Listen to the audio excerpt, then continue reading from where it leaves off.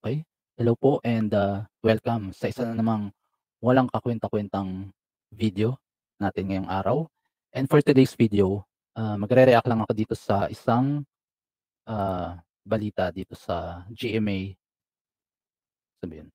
Etong balita, eto po yung balita ng nangyari dito sa Italy. Parang ano, July pa yata 'to, medyo matagal na rin, eh. Pero ngayon lang nabalita dito sa 24 Oras at saka nakita ko rin sa TV Patrol nung isang araw lang. Yung mga Pilipinong naloko daw ng isang recruitment agency na nung pumunta sila sa Italian Embassy sa Pilipinas, eh, fake daw yung mga nulla osta na nabigay sa kanila ng mga, recruitment agency sa Pilipinas. And, panoorin po natin 'tong video na 'to na balita. Nagbabala ang konsulado ng Pilipinas sa Milan, Italy, kaugnay ng mga alok na trabaho roon para sa mga Pilipino. Kasunod yan ang reklamo ng ilan nating kababayan na biktima umano ng illegal recruitment. Bale yung mga kamag-anak nila dito, may nakilala silang parang ano, agency dito sa Italy. Tapos, dahil nag-o-offer nga na may mga job offer nga daw dito na ino-offer ang Italian government para makapagtrabaho from yung mga kababayan natin sa Pilipinas. Tapos nanghingi daw sila ng pera para pang-asikaso, pangbayad sa mga amo, pangbayad sa mga fees, sa agency rin dito, sa agency sa Pilipinas na umabot na sa milyones, milyones ng ano, na ibigay nila. Okay, continue. Nakatutok si JP Soriano. Mahigit 5 Ayun sa ano 'to, ito sa Pilipino sa Milan, Italy ang humingi ng tulong sa Philippine Consulate General Office. Mga biktima daw sila ng illegal recruitment scam. Ang isa sa kanila, nasa 400 euros ang naibayad sa isang Pinoy 400 euros. Mura na nga yun, eh, 400 euros. Yung iba parang mas mahal pa sa 400 euros ang ano, ang nagastos. operated manning agency sa Italy, kapalit ng pangakong mabibigyan ng work visa ang anak na nasa Pilipinas. Kwento ng isa pang nabiktima. Naman ako nung pupunin ko dito sa ang sabi nila, nagbabayad ako ng Ayan, sabi ko na, eh, sabi 400 euros, eh, eto 4,000 euros. Magkano 4,000 euros? Sabi dun sa ano 400 euros lang, eh. Calculator. Bale more or less ang palitan ay 60 kung 4,000 o 240,000 pesos. Pakinggan niyo yung balita, Sabi 400 euros lang, eh. Daw sila ng illegal recruitment scam. Ang isa sa kanila, nasa 400 euros ang naibayad sa 400 euros, eh. Sabi nung ano Pilipina 4,000. Ayun, no. Yung anak ko kukunin ko dito sana, sir. Eh, ang sabi nila magbabayad ako ng 4,000. ang sabi nila, nagbabayad ako ng 4,000, yung 1,000 para sa employer. matagal na raw Oh. GMA, medyo ayusin yung pagbabalita nyo. So ito may bale naging issue kasi etong Consulate General dito sa Milan, may lumabas na yung sinasabi nilang nirereklamo nilang scammer daw dun sa parang manpower agency dito sa Pilipinas, yung babae. Nakaakap pa daw sa kanya tapos kumbaga parang kakilala niya yung scammer. So parang yung mga nagrereklamo nagkaroon ng ano, ng doubt na, puwede ba kami matulungan niyan kasi kaibigan, eh, parang gano'n yung to that effect. Pero tapos naglabas siya ng statement na ayun nga, tutulungan niya yung mga taong naloko nitong scammer daw na 'to. Eto, may statement siya, pakita natin. Ayan, contrary to what some are trying to make the public believe, the Consulate General of the Philippines in Milan had made it known as early as September 7, 2023 in this executive interview with Usapang OFWs, the digital program of the Daily Tribune, that it was investigating the cases of fraud and illegal recruitment that Kababayan had brought to its attention. In this interview, Consul General Elmer G. Cato even went as far as sharing some of the actions the consulate had been taking on these cases. Unfortunately, for some reasons or another, the facts that the consulate disclosed during the interview were never mentioned in news reports from the same publication that began appearing 3 weeks later. Whether this was done deliberately or not, the series of reports published by the Daily Tribune that quoted complainants, most of who the consulate had no previous interactions with, unfortunately created the impression that the consulate failed to fulfill its mandate. Yan. So parang ano, may article yata dito sa Daily Tribune na walang ginagawa yung konsulato dito sa Italy, si Conjen Elmer G. Cato. Pero ano, inassure naman niya na tutulungan niya nga daw yung mga ano, yung mga nagrereklamo dito. Ayan, nagpo-post sila ng mga ano, advisory, warning versus fraud, illegal recruitment. Yung mga kababayan din natin dito sa Milan, medyo attentive po tayo sana sa kung kanino tayo nakikipagtransaksyon. Kasi yung parang last year yata yung pumunta ako sa Consulate, Philippine Consulate General of Milan. Nakapila ako, tapos may mga tao sa labas na ano, nag-o-offer ng mga services. Nasa pila ako, kumpleto na yung requirements ko, yung mga xerox copy ko, tapos lalapit sila. Tapos tatanong sa'yo, anong gagawin niyo? Hihingi lang ako ng ano, SPA. Meron ka na bang xerox copy? Gusto mong tulungan kita? O ano, ganyan-ganyan. Kumbaga parang maeengganyo ka kasi parang, baka kulang pa yan. Patingin nga ng dokumento mo. May xerox copy ka na ba? Ng dokumento mo, may fill upan pa yan eh. Kumbaga parang may mga tao dun sa labas ng konsulato na ako personally, ino-offeran ako ng ano, ng services nila. Pero ano, kumbaga medyo, ano kayo, maging mapanuri sa mga gano'n. Kasi lumapit ako dun sa isang, CAF kung saan na, in-assist nga nila ako na, PW naman, yung ayun, reliable naman yung ano, yung CAF na yun, yung office, yung agency-ng yun, kung saan ako humingi ng tulong. Tapos, pagdating ko dun sa pipila na ako, may mga tao pa ring lumalapit na nag-o-offer ng mga services tapos, kasi every year, explain ko lang din, every year naglalabas din sila ng mga, totoo naman na may mga job offerings na nilalabas ang Italian government dito sa Italy. Pero limited yung, slot hindi lang para sa mga Pilipino, pero sa mga, foreigners na gusto magtrabaho dito. So, kung yung limit na yun, maabot nila yung quota nila ng ano, kahit na nag-apply ka puwede kang hindi mabigyan. So, hindi pa rin 100% sure na mabibigyan kapagka nag-file ka ng ano, ng papeles. Kasi nga kahit yung mga ano, yung mga ibang lahi, nag-uunahan din sila na mag-file para lumabas yung nulla osta na tinatawag nila. So, siguro naintindihan ko rin yung ibang part na hindi nakapasa, na hindi sila nabigyan pero nagbayad sila. Na hindi totoo yung nulla osta, siguro final nga pero hindi sila nabigyan ng nulla osta. Pero ang binabalita dito sa ano, sa balita sa GMA is, may nulla osta na pinadala sa Pilipinas tapos nang pumunta sila sa Italian Embassy, fake nga daw yung nulla ostang yun. So, medyo ano, scam nga yun. Ayan si Conjen Elmer Cato.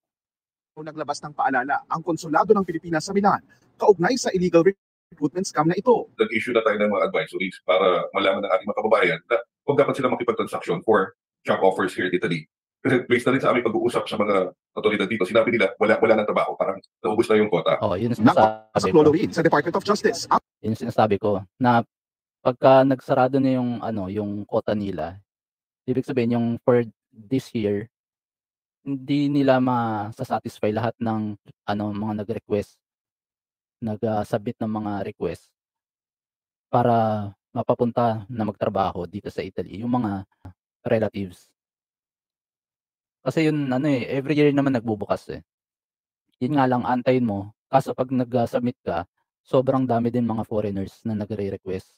na mapupunta yung mga pamilya nila dito by ano, by this type of request sa ano, sa Italian government. Yung mga tao eto sa Pilipinas, mga kamag-anak nila, yan yung mga naloko daw na ano, ng illegal recruitment agency.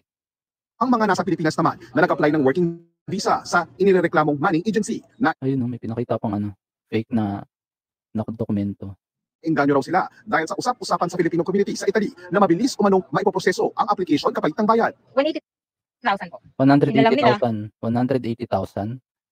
Yung isang ano nandoon sa konsulato kanina, €4,000. Kasi yung 1,000 daw dun sa amo na babayaran para magbigay ng dokumento para ma-submit, maipalabas na siya yung amo. Tapos yung 3,000 yung siguro yung bayad dun sa ano, sa agency, sa recruitment agency, yung 3,000. Kasi 1,000 mapupunta na dun sa ano, sa magiging fake amo. Times 60. O yun 180,000 nga, 180,000 tama. Kung yung 3,000 yung ano, kasi 4,000 ang hinihingi sa kanila dahil yung 1,000 para dun sa amo. Yung fake amo na magbibigay ng dokumento para sa dokumentong kakailangan nila para mag-request ng nula osta. Tapos yung 3,000 na ₱180,000, yun yung bayad na sa recruitment agency sa mga services nila. Mabilis nga. Ang iba 3 days, meron na. Oh, So nagtiwala bilis. ako, nagpapasok 3 days. Sobrang bilis nga nun, pero alam ko pagka nag-file sila dito, ang nula osta sobrang tagal maglabas. Kasi na ano na yung dati sa kapatid ko na nasa Pilipinas, parang tinry din namin mag-request nun. Magkaroon siya ng working visa. Tapos pinapapunta pa ako ng nanay ko sa ano, sa isang office dito sa Milan para lang i-follow up kung lumabas na ba o hindi. Every month pumupunta ako. Sasabihin ng mami ko, "Punta ka diyan, tanong mo kung lumabas na yung nula osta." Tapos pupunta naman ako, wala pa. Kaya matagal. Ewan ko lang ngayon kung mabilis na nga, kasi medyo matagal na nga yun. Siguro mga 15 years ago. Pero ngayon siguro mabilis na nga, pero 3 days parang ano, unbelievable pa rin. po kami ng application. Via email o social media raw ipinadala ang kanilang work visa. Tapos picture lang.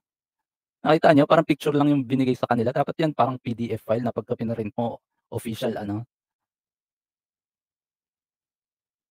Tapos ito, immigration work, subordinate work. Bakit ano, English? Dapat pagka ano, Prefecture of Milan. Siguro parang pagka naglabas sila ng nula osta tapos i-email, dapat in Italiano rin. Kasi pagka pinasa nila to sa Italian Embassy, maintindihan ng mga taga-Italian Embassy. Pero nang ipasa Hindi nila in yan sa English. Embahada ng Italy dito sa Pilipinas, dininay ang kanilang aplikasyon. Halatang scam. Nakalagay doon falso or false. Yung Oo, kanilang mga nula false. osta. Hindi talaga totoo. Aabot na sa Kumbaga pumunta ka sa ano, sa Italian Embassy sa Pilipinas, pagka tinignan kaagad, 'di ba, siguro mapapaisip sila ba't in English? Usually 'pag naglalabas ng ano, nula osta, Italyan na nakasulat. Correct me if I'm wrong, pero 400 ang kinuhanan ng salaysay ng Justice Department para maimbestigahan ng NBI. Ang iba dyan nagsanla ng bahay lupa. Nagbenta po ang mga yan ng sasakyan, ng utang sa mga porsyentuhan. Kung ano yan, kung ito'y swindling, estafa, large scale estafa. Ayan, nakarating na rin kay DOJ Secretary. Pero matagal na 'to, natatandaan ko bago pa kami magbakasyon, may mga alitan na sila sa Facebook page ng ano, na lumalabas sa mga Facebook page na grupo. May mga sumasagot yung ano, yung CAF, tapos yung mga nagrereklamo, nagpo-post din sila. Pero by July nakikita ko na yung mga post na 'to, pero ngayon lang nakarating.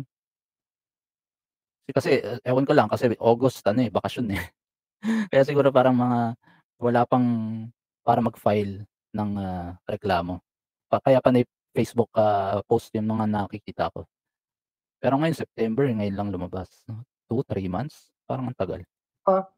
Qualified theft, or whatever cases they are, we will help them draw out the truth. May inihain na ring resolusyon sa Senado para maimbestigahan yan. Ang DFA naman, sinabing bibigyan ng abogado ang mga nabiktima sa Italy. Sa pahayag ng Alpha Assistenza SRL, Ito Alpha Assistenza SRL, ito yung grupo na sila yung nirereklamo.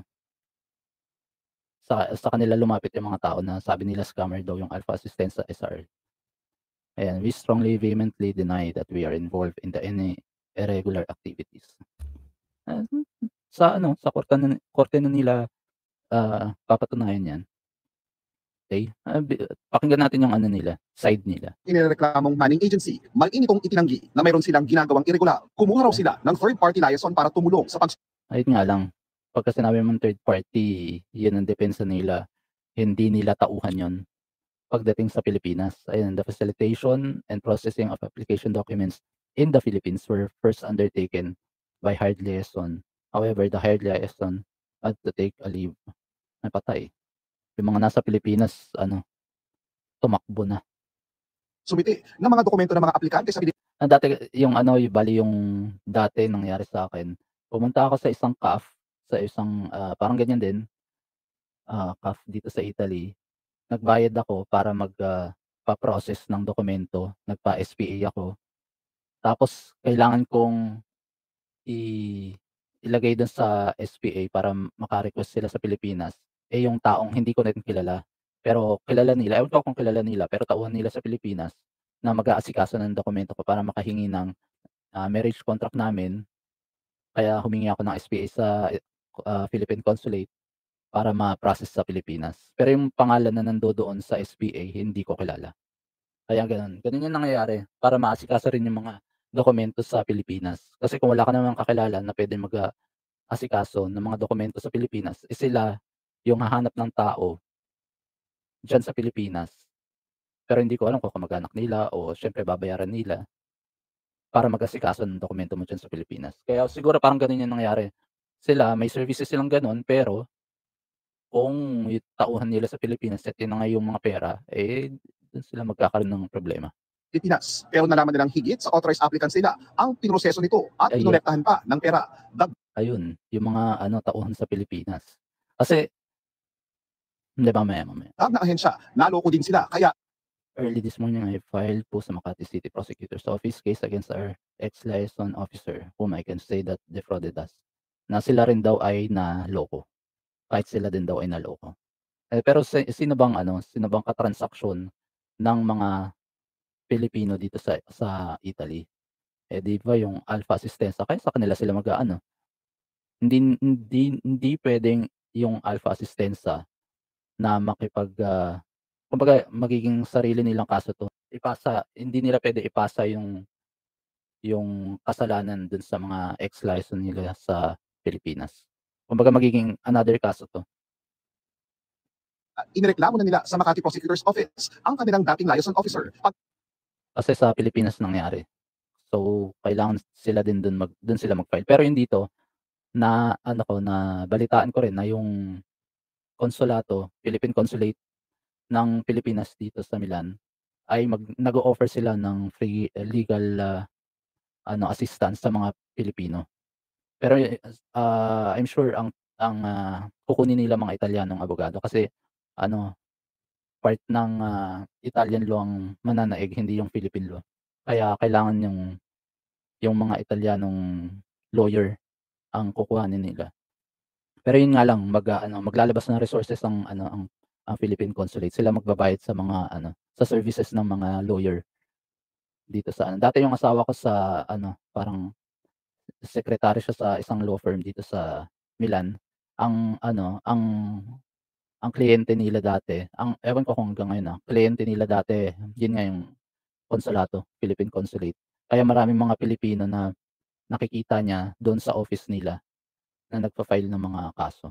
Kasi nire-refer sila ng Philippine Consulate papunta doon sa abogado. Parang ganun yung nangyayari. Kaya yung kasong to is under Italian law and ang magde-defend sa kanila ay Italian lawyer. Parang ganun. Okay? I would like to emphasize that the application for Decreto Flussi or Subordinate Working Permit in Ministerio del Interno are petitioned by the Filipino residents in Italy. We have no participation therein except to assist them in filing their applications. Yun nga sinasabi ko magpa-file sila, pero depende pa rin sa Italian government kung papasa yung application na yun. Kasi limited nga lang yung numbers. Kaya kung kahit na nag-file ka, hangga't walang lumalabas na nula hosta, sayang lang din yung binayad, no?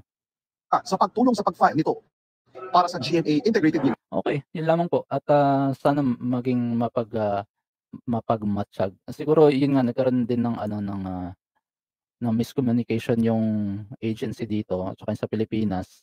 Yung nasa Pilipinas, tinangay yung pera. Kaya kawawa yung mga in the end, kawawa yung mga Pilipino natin dito sa Italy. And pero yun nga, marami ring Pilipino diyan sa tapat ng consulate na nagbibigay ng mga services nila. Ewan ko kung meron silang office o hindi. O kasi nung pumila ako nung parang last year yata yun. O last year. Para sa mag-file ako ng SPA. May mga lumalapit. Anong gagawin mo? Yung mga ganun. So medyo ingat-ingat lang po tayo sa mga transaction natin. Okay?